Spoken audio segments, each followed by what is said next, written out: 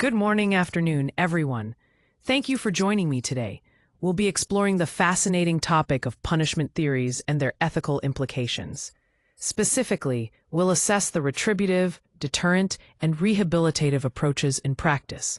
This is a critical discussion that touches on the principles behind how societies administer justice and the moral considerations involved. I'm excited to dive into this with you and unpack the complexities of these different perspectives. Let's get started.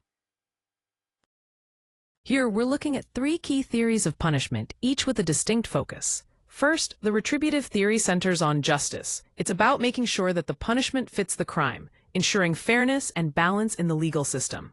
Next, we have the deterrent theory, which aims to prevent future crimes by discouraging offenders and others from engaging in unlawful behavior.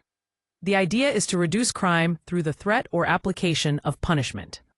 Lastly, the rehabilitative theory focuses on reforming offenders so they don't reoffend, promoting their reintegration into society as productive members. These three approaches highlight different goals within our justice system, from fairness to prevention to personal transformation. Here, we focus on the retributive theory, which is grounded in the idea of just deserts and moral blame. Essentially, this theory argues that punishment is justified because offenders deserve it. They are held morally responsible for their wrongdoing, which means that facing consequences is a matter of justice. The image of the gavel and courtroom reinforces this connection to legal authority and the administration of justice. In other words, punishment is not just about deterrence or rehabilitation, but about giving people what morally fits their actions. When we talk about the ethical considerations of retributive punishment, the first key point is moral responsibility. This approach emphasizes holding individuals accountable for their actions based on moral desert, meaning that people deserve to be punished if they have done something wrong. It's about ensuring justice by recognizing wrongdoing and responding accordingly. However, there is also a significant concern regarding potential harm. Retributive punishment can sometimes cause excessive suffering without necessarily promoting rehabilitation or benefiting society as a whole. This raises important questions about whether the punishment truly serves justice or simply inflicts pain. The image of the wooden gavel here symbolizes the weight and seriousness of these ethical debates surrounding justice and authority. Here we have an overview of the deterrent theory, focusing on its core concepts and principles. First, general deterrence aims to discourage the wider public from committing offenses by raising awareness about the possible punishments they might face. It's about sending a clear message that wrongdoing has consequences. Then, we have specific deterrence, which targets the offender directly, imposing credible sanctions to prevent them from reoffending. Together, these two approaches work to reduce crime by influencing behavior through the fear of penalties. The image here shows law enforcement presence, which is a visible reminder of these principles in action. When we talk about the ethical considerations of deterrent punishment, it's important to balance both the potential public safety benefits and the moral and practical concerns involved. On the positive side, deterrence can play a significant role in reducing certain crime rates. By implementing preventive policies, we can create safer communities and encourage individuals to think twice before engaging in harmful behavior. However, there are some serious concerns to keep in mind. We risk instrumentalizing individuals, treating them merely as means to an end rather than respecting their dignity. There's also the danger of disproportionate or discriminatory enforcement, where certain groups might be unfairly targeted. Finally, the overall effectiveness of deterrent punishment can be uncertain, making it crucial to weigh these factors carefully. This balance is key to developing fair and just policies. Here we're focusing on the rehabilitative theory, which is centered on helping individuals reintegrate successfully into society. First, let's look at education and vocational training. This approach equips offenders with valuable skills and knowledge, which can significantly improve their chances of finding employment once they are released. By doing so, it supports their smooth transition back into the community. Next, we have mental health and substance treatment. This aspect addresses psychological challenges and addiction issues through targeted therapy and counseling. The goal is to promote recovery and stability, which are crucial for reducing the likelihood of reoffending. Together, These components underscore the core principles of rehabilitation, emphasizing support and personal growth over punishment alone. On this slide, we're focusing on the ethical considerations of rehabilitative punishment. First, it's important to recognize how this approach respects human dignity. Instead of just punishing offenders, it emphasizes their rehabilitation, which helps restore their sense of self and supports their reintegration into society. Next, there are significant long-term social benefits. By effectively reintegrating offenders, rehabilitative punishment reduces recidivism, which in turn promotes greater safety within our communities. Finally, this method aims to reduce the overall suffering experienced by both offenders and victims, making it a more compassionate alternative compared to traditional punitive measures. The image here of a secured entrance reminds us of the balance between safety and respect in the justice process.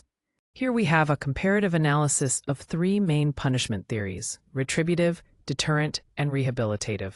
Starting with retributive justice, its primary goal is to administer justice by giving punishment that is deserved. It's grounded in the idea that punishment is morally justified because it is a fair response to wrongdoing. However, evidence on its effectiveness is mixed, as it focuses more on fairness than on preventing future crimes. Ethically, it raises concerns about the risk of excessive harshness or even vengeance. Moving to deterrent theory, its main aim is to prevent future crimes by discouraging offenders and others through the threat or application of punishment. This theory is justified by its potential to reduce crime rates in the future. The effectiveness of deterrence varies, working better for certain crimes and populations. A key ethical concern here is the possibility of unfair punishment if the focus is solely on prevention rather than justice. Lastly, the rehabilitative approach emphasizes transforming offenders so they can reintegrate into society. Although not detailed in this table, it generally seeks to address underlying causes of criminal behavior. Comparing these theories side by side helps us understand their different goals, justifications, and the ethical challenges they face. This comprehensive view is crucial when evaluating criminal justice policies and practices. Here we have three real-world approaches to justice, each with its own focus and challenges. First, mandatory minimums set fixed sentences to deter crime and keep the public safe, but they often spark debates about whether they're always fair or effective. Next, restorative justice pilots emphasize healing by encouraging dialogue between victims and offenders, aiming to reintegrate individuals into the community. Finally, harsh sentencing driven by moral outrage reflects society's condemnation, but these retributive measures sometimes clash with principles of proportionality and human rights. Together, these examples highlight the complex balance between public safety, rehabilitation, and ethical considerations in the justice system. Here we see the proportion of policy emphasis placed on different punishment theories within justice systems. The largest segment, representing 40%, is retributive theory. This approach focuses on punishment as a form of moral retribution, ensuring that offenders receive consequences proportional to their crimes.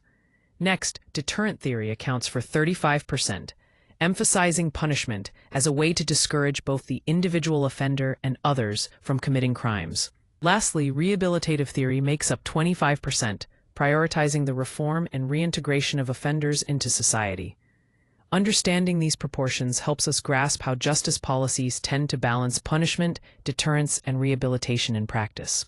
When we talk about balancing offender rights and societal protection, it's important to consider two key aspects. First, offender rights are fundamental.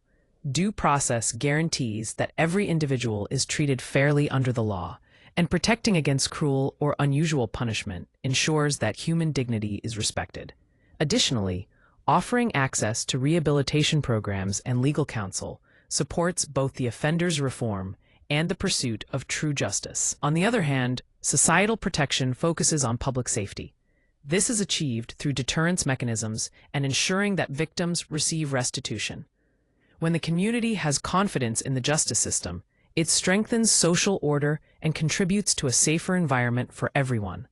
Balancing these two components is essential for a fair and effective criminal justice system.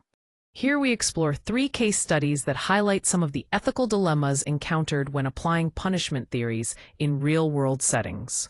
First, we look at mandatory minimum sentences in one jurisdiction. These policies led to severe prison overcrowding and disproportionately impacted specific populations, which raises significant ethical questions about fairness and justice. Next, we examine a rehabilitation pilot program that showed promising results by lowering recidivism rates. However, despite its success, funding cuts limited its ability to be scaled more broadly, illustrating the challenges of sustaining effective interventions. Finally, following several high-profile crimes, authorities implemented politically motivated, harsher sentencing policies. This retributive response sparked intense ethical debates over whether justice was truly served, or if these measures were primarily symbolic and reactionary. Together, these cases demonstrate the complex balance required between justice, ethics, and practical outcomes in the criminal justice system. To wrap up, it's essential to first clarify goals by making sure our policy objectives align clearly with the punishment theories and evidence that support them. This alignment ensures we're focused and effective in our approach. Next, we need to ensure fairness by implementing safeguards that help prevent bias and avoid disproportionate harms in sentencing, promoting justice and equality. Finally, investing in rehabilitation is crucial. Dedicating funding and regularly evaluating evidence-based programs can help individuals reintegrate successfully and reduce recidivism. Together, these steps form the ethical foundation we need for responsible policy and practice.